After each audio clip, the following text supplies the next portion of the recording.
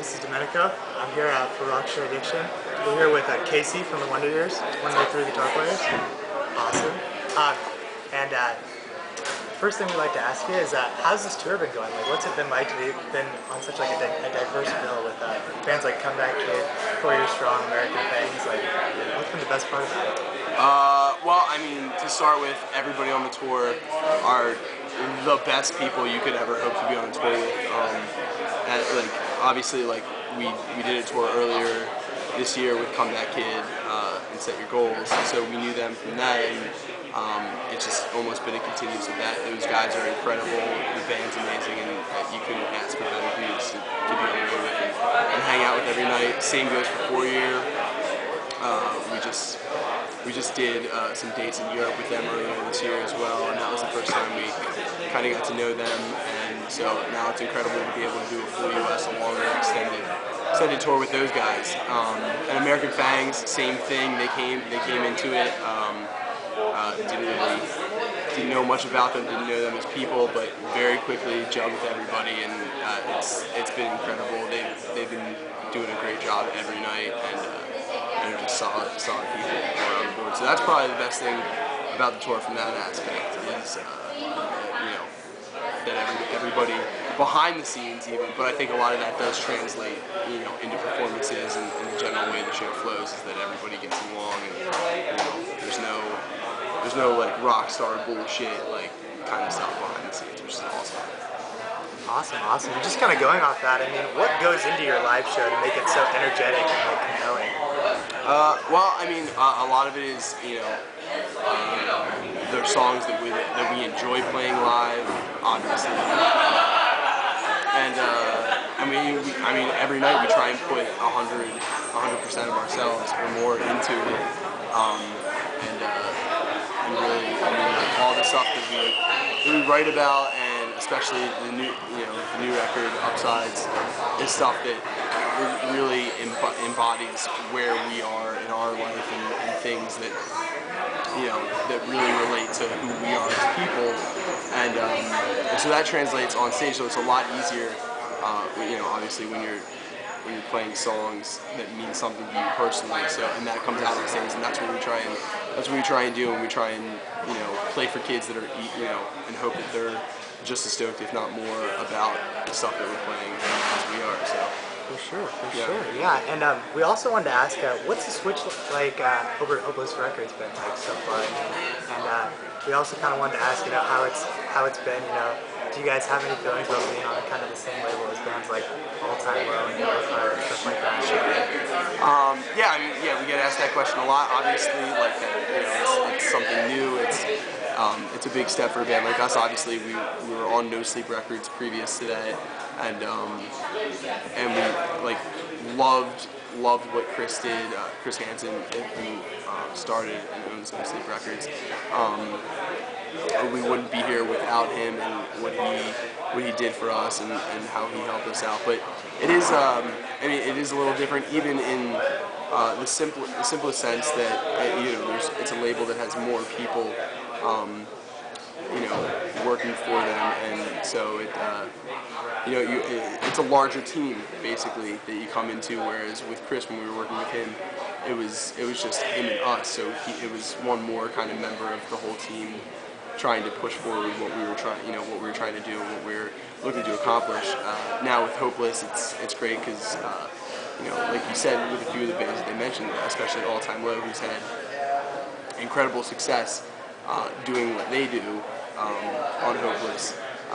And Hopeless is also, obviously, over the years, I mean, they started in '93, so they've been around for a while and have had a lot of really landmark bands, especially early on, and a lot of other bands that went on to do. Dillinger 4, Mustard Plug, for sure. I mean, Sevenfold, Thrice, like, you can name a bunch, but yeah, right. And but so they've done a great job with bands like that, and it's cool for us to be a part of that kind of catalog and that kind of mentality now.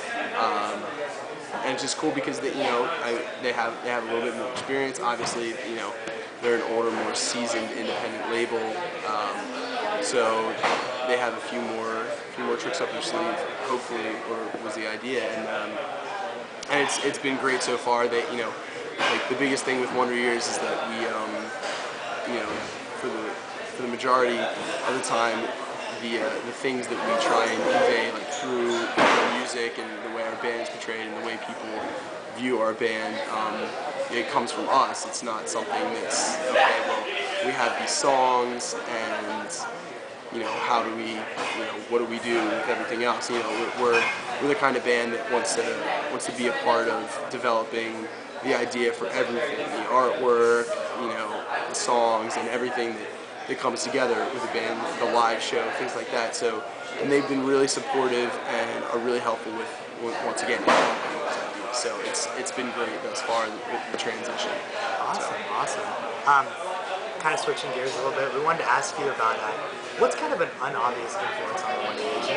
When you listen to Wonder Years, you hear some really clear ones. You guys are from Philadelphia. There's definitely a little bit of a starting line in there. Sure. But a lot of faster kind of hardcore influence. What's something that we wouldn't expect that went into kind of the upsides?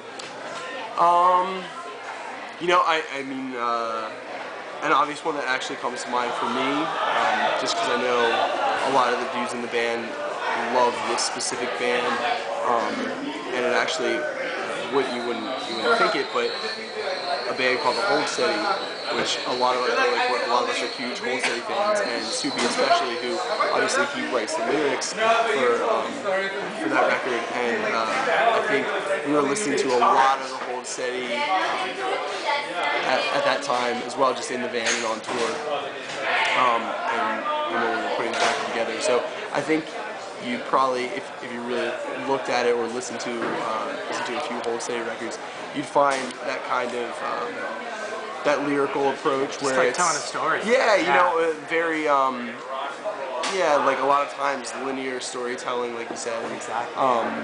And just kind of not trying to wrap things up and package them in overly elaborate metaphors, but just kind of spelling it out and this is how it is, and hopefully people can relate to that because we're not trying to put a different spin on it. It's really just, this is us, this is what happens, this is how we feel, kind of thing. And Hold Steady does a lot of that, and they do it really well lyrically, obviously. And some other influences that people might not gather, I guess. Well, Kennedy, our drummer, is a huge, we always talk about this, he's a huge Thursday fan, actually. And I think there's a few parts in terms of speaking rhythmically, in terms of what we do, and especially what he does on the drums, and the way we approach some parts on the record that have that kind of feel too, like old Thursday releases, or even Stuff on Eyeball. or even even Taking Back Sunday. We get that comparison too sometimes, in terms of having an idea and repeating it a lot to try to reinforce it and trying to make a statement that way. And so I think, and we did a bit of that on the upsides, and we were reaching for that kind of thing, which hadn't really been done